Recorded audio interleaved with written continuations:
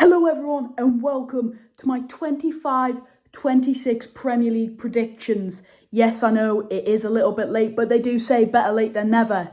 Now how we're going to do this is we're going to go through in alphabetical order. And to save a little bit of that tension, we're going to say whether the team finishes in the top four. And if they do, we'll save it until the end. Now, kicking us off, we've got AFC Bournemouth. Obviously, the transfer window hasn't been anything to write home about for Bournemouth. They've lost two key centre-backs, Ilyasar Barney and Dean Howson. And they haven't really replaced them. Obviously, Diakite's came in. He's not a bad signing. They spent a lot of money on him. It's tough to say with Bournemouth because I do think I sounded proper cockney there. Iraola is a good manager. It will be 12th for Bournemouth. I think they'll do okay. Of course, Arsenal, let's just get this out of the way. They will be in the top four. There isn't too much doubt around that. If a person hasn't got Arsenal even in their top four, then they're either a Tottenham fan or seriously deluded. Now time for Aston Villa. And the thing with Aston Villa is they've always got the Europa League that they are going to focus on a lot, I think, as that gateway for Champions League football once again. Unai Emery is the boy. He is the man to win a club, a Europa League, a Conference League. He is that kind of manager. And I think they will end up going on to do very well in the Europa League. I can't say whether they'll win it or not. Only one signing, only one senior signing. Obviously, they've got Bizot in goal. And he could be playing a proper role come this time next week if Emi Martinez leaves. But Evan Goussond is the only significant signing for about £30 million from France, Rennes to be precise.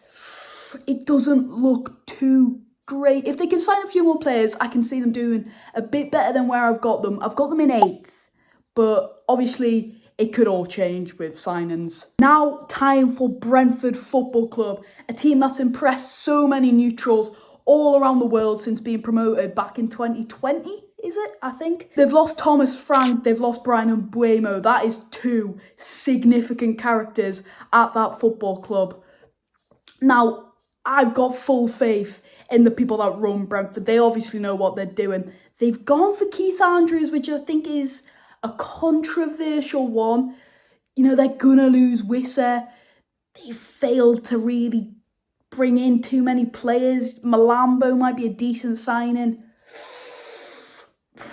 I can't say anything other than 18th right now. Now Brighton, the thing with Brighton, they're a similar sort of club to Brentford. Obviously, they just do it on a much higher scale. They've signed players for 20 million, they sell them on for 120.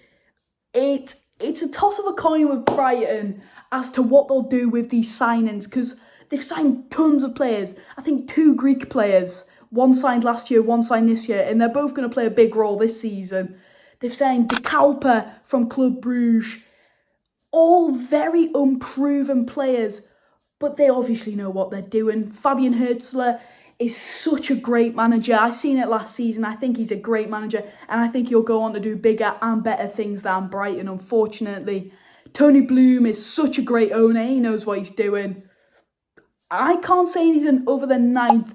They honestly, with maybe a few more signings, I'm 9th, but it could be 7th, it could be 8th, it could be 6th. Who knows? Now time for Scott Parker's Burnley. Now, I feel sorry for Burnley. I think they've been completely overlooked. Obviously, my prediction says otherwise. I do have them in 20th, unfortunately. But that doesn't mean to say that they couldn't stay up. You know, Scott Parker, I say he's been here and done it in the Premier League. He hasn't necessarily done it, but he hopefully has learned from his mistakes in his previous jobs at Fulham and Bournemouth. It's just, Burnley have been seriously overlooked. I think Ugochukwu, I think Walker, I think Hartman are all great signings. They've gone out, they've splashed the cash on Brozier. Is he reliable? I think not.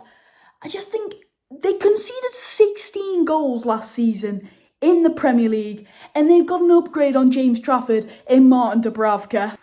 Now, Chelsea is an interesting one. Technically, they are the best team in the world, if you want to say that. And maybe They have one of the best players in the world in Cole Palmer. He is a joke. He is a ridiculous footballer. He got 23 goals and assists last season. What's saying he can't go and get 30 this season? I think he can. Does that win you a Premier League title? I'm not sure. When you've got goalkeepers like Jorgensen and Sanchez, nothing is reliable, you know what I mean? Maresca, even he's not reliable. We don't know too much about Enzo Maresca. He's won them 2 trophies since joining. Oh, it's a toss of a coin. I'm going to say top 4. We'll discuss later. Now time for the Eagles, the FA Cup and the Community Shield winners. Crystal Palace. Such an interesting one. But they are born for 12th. However, I'm not going to put them there. I'm going to put them in 13th. Although Oliver Glasner is a born winner. And if they get through that away leg in Fredrikstad, there's nothing saying they can't go on and win the Conference League as well. Get that gateway to Europa League football. It's all a chain sort of thing. But they could still lose players. They're going to lose Ebereeze to Arsenal. They're going to lose Mark Guehi. Possibly actually. That we don't know that. But I can't say anything other than 13th if they're going to lose players and have the hindrance of playing European football on Thursday night. Now, Everton. The talk of Everton is, of course, the Hill Dickinson Stadium, their new home for however many years. Will it affect the atmosphere? That's what I want to know. Obviously, they had such a good thing at Goodison Park for their entire existence. But what's going to happen at this new stadium, no one knows. Other than that, David Moyes is obviously trying to bring back that free-flowing Everton football that we've seen back in the prime Barclays days. Dewsbury Hall, Grealish, even fun players like Tieno Barry, who will play out wide, and Iliman Ndiaye, who will play out wide as well, are just fun players. They'll be entertaining. If they had a little bit more depth in defensive areas, you know, centre-back, right-back, left-back, and maybe a little bit more quality, I could comfortably put them in the top half with the likes of a Brighton and a Villa. But it's going to be 10th. Fulham is one of the most interesting points of conversation in the Premier League, I think. No signings whatsoever. They've signed 1 goalkeeper and he's going to play backup to Bernd Leno. Let's be honest here. Fulham are in serious danger if they don't get signing players quickly. Now, for all I know, they could have signed players in the last 2 days. I haven't really checked. These notes are from like a week ago. But Marco Silva is such a great manager. I can't put Fulham going down. But I don't think it'll be a good season. They could have a sneaky little FA Cup run or something. 15th. Time for Daniel Farkas. Leeds United. That was zesty. But Leeds, it's such an interesting one. On Monday night, we seen it in action. The Fortress, the 12th man, Ellen Road. What an atmosphere that place can generate when they get behind the team. In all honesty, that could be the reason they stay up. And I think it will. I think Leeds United will finish in 16th. I have so much faith in Daniel Farke. I think he's such a neglected manager. Everyone looks back at him at struggling with Norwich, being such a championship man, you know, getting Norwich up, winning the league, hundreds of points, but just plummeting back down. I think it's his time to prove himself. I think Okafor, I think Calvert-Lewin are both decent signings.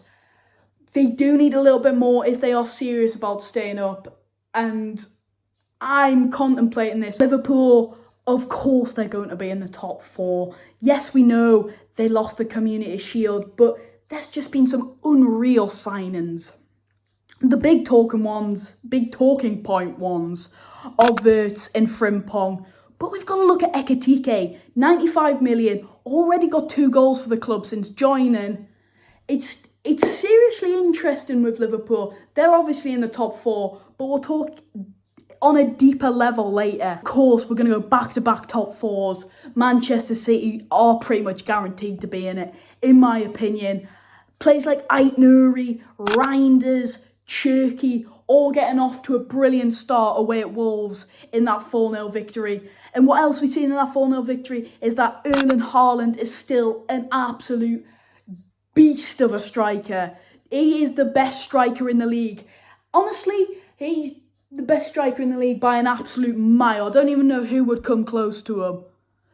But yeah, it's pretty much guaranteed. However, there is one talking point I will talk about later that could affect them mentally, I think. Of course, time for Manchester United, the team that spent the last transfer window poaching all of our targets and Sesko, Cunha, Umbuemo. It's an interesting one with Man United because is all that attacking talent going to do it for them? Because we need to look at the defence. What's the defence? It's just, I think Lenny Yoro is a great defender, but I think Lisandro Martinez is very inconsistent. Harry Maguire, although he impressed me a couple points last season, isn't the player he was. The goalkeeping scenario, that has to change. In all honesty, they need to start starting Tom Heaton. It's a must.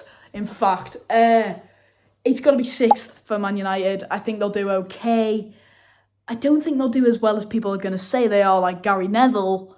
But yeah, I think just some good signings. But if they can sign a centre-back... Oh, I forgot about De Ligt. Oh my God.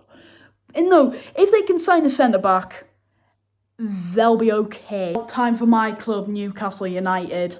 I would love to be talking in a good tone right now, but just with everything going on, like, we don't know what's going on. You see strikers being thrown here, there and everywhere who we're linked to. What about the one we've got? We want to know what's going on with him.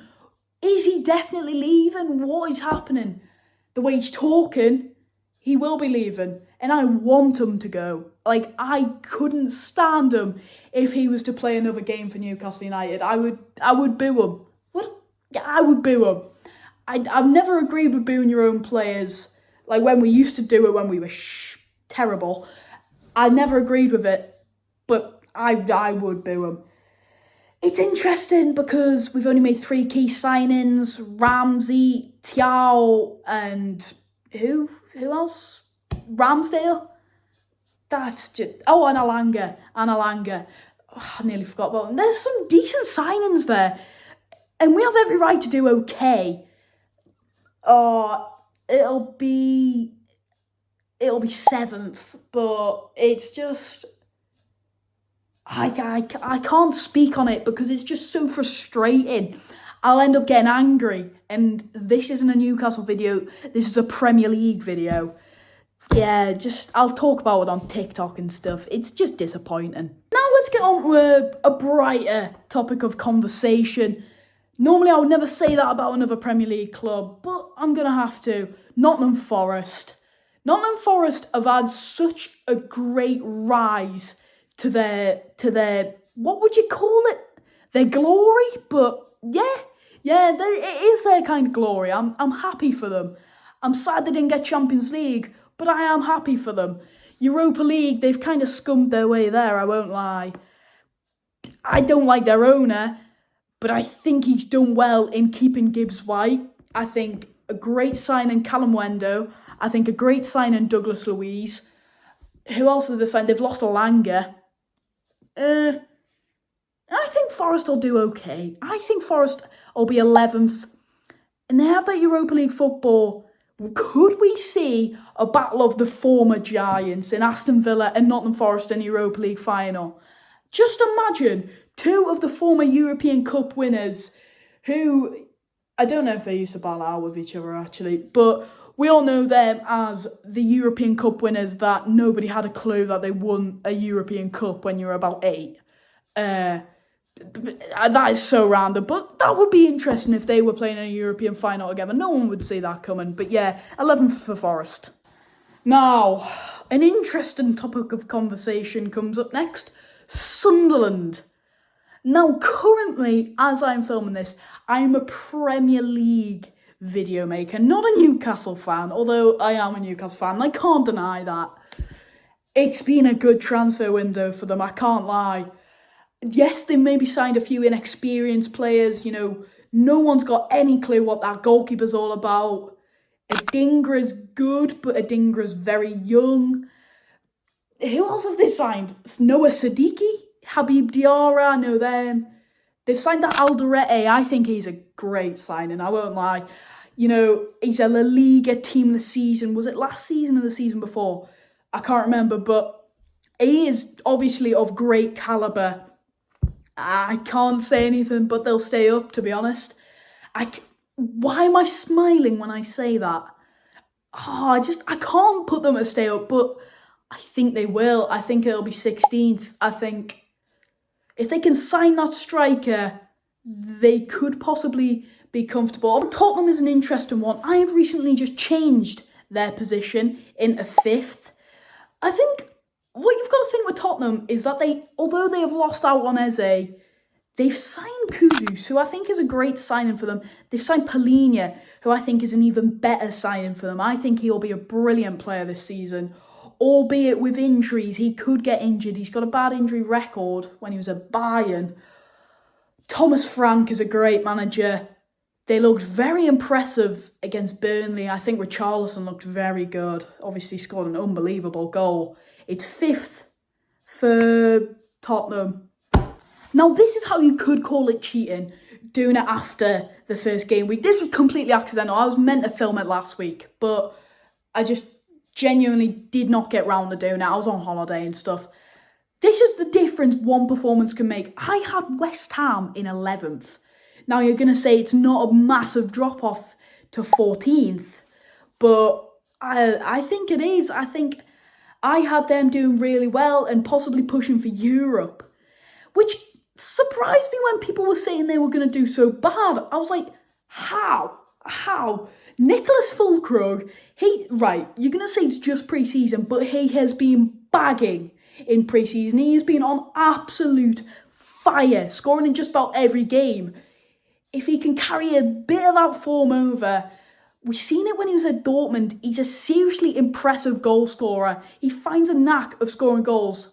And another man that does that is Callum Wilson, a great signing to make when he's, a free transfer. You're looking at free transfers like him and Calvert-Lewin. They are brilliant signings for teams like Leeds and West Ham. Hermanson in goal, obviously. Chris Packett hands against Sunderland, but he's a good goalkeeper. He'll just need time to gel in. Walker Peters is a decent signing. Great depth on that right-hand side and left-hand side. He plays there. Juve, he's a good signing. Wan-Bissaka's a great right. I just think they're going to be okay. 14th, I think they'll just be all right. I don't know why people are saying they're going to go down. And finally, a team that is going to go down as of 2 minutes ago, it's Wolverhampton Wanderers. There's too many key players leaving and they're just failing to replace them. I seen a Wolves fan on TikTok. They're signing some random Don from... I just called someone Don in 2025. That's so weird. They've signed some random person from Girona for a wedge of money. He's an attacker. I couldn't tell you his name. I haven't got it written down. But then I seen him talking about Strand Larson leaving. If he comes to us, Wolves are F-U-C-K-E-D. No Ait-Nouri, no Cunha. They were literally the blokes keeping them up last season. However, I do think Vitor Pereira is a great manager. I think he impressed me last season, the way he got them playing, especially at home. Yeah, 19th, they're going down. Now time for the top 4. The moment a couple of years, or whoever's watching this, is waiting for. Who have I got in 4th? It's Chelsea. Now, there's everything indicating that Chelsea could go and win the league this season. They've got the players, they've got the calibre. Everywhere around on the pitch, other than goalkeeper, I would say, if they could sign that goalkeeper, it would be different. If they still had Thomas Tuchel in charge, I would have them first. I'm not even being funny. I would have them first or second. Enzo Maresca, I'm just not confident in him. 4th. Now, I'm reading my notes from a week ago, and I've just changed it last minute here because of a gut feeling. Not statistics, not signings, gut feeling. I can't believe I'm saying this. I think Liverpool are going to finish 3rd. I don't even know if I think they will. I'm sort of just hoping they will. I don't want a team to go back-to-back. I want a new team on the block. Look at the signings. There's everything indicating that they'll go back-to-back. There's nothing indicating that they won't. You know what I mean? What reason do you have that Liverpool won't win the league again, Jimmy? I don't know. And I've just read there, if Alexander Isak signs and Liverpool don't win the league, they've just got to do something. They've got to do a forfeit. Like, that is terrible if you can't win with a super team like that. Oh, dearie me, I've just realised I deleted the clip where I had Arsenal to win the league. I do have Arsenal to win the league. I just think it might be their year. I think some of the recruitment they have done has been pretty astounding. If they can get in Capie, and the fact that he won't even start is ridiculous. So, Madueke, great signing. Zubamendi, great signing. Eze, unbelievable signing. Gyökeres, unbelievable signing. Arsenal will win the league. It is going to be their year. And that does mean, obviously, in second will be Manchester City. Like I said, some great signings. They have every right to go and win. The whole entire top four could win the league. This is going to be such an entertaining season if they can all maintain the same levels for the entire season, which is just a near on impossible thing to do. But if they did, it's going to be an all-timer. It could be Prime Barclays again. Who knows? Thing I wanted to talk about regarding Manchester City. This will be Pep Guardiola's last season. Obviously, no one knows if it will be or not. Only I do. I'm reading it. There'll be an announcement in March. He won't get sacked. He'll do a Jurgen Klopp. He'll want to one-up Klopp one last time in the fact that he might win another Premier League, or he wants to just say, I did an extra year than you did. So there you have it. There was my 25-26 Premier League predictions. I am in no way confident about these predictions whatsoever. I don't even think I'm confident about one of them. Never mind 20 of them. But yeah, let me know what you think of them in the comments and on TikTok and whatever. Just let me know what you think. Let me know your predictions as well. Not just necessarily where a team's going to finish. What players are going to do well. What players might leave their clubs. What managers will get sacked controversially. Just talk about it. But yeah, thanks for watching. Make sure to like, subscribe. Peace out, guys.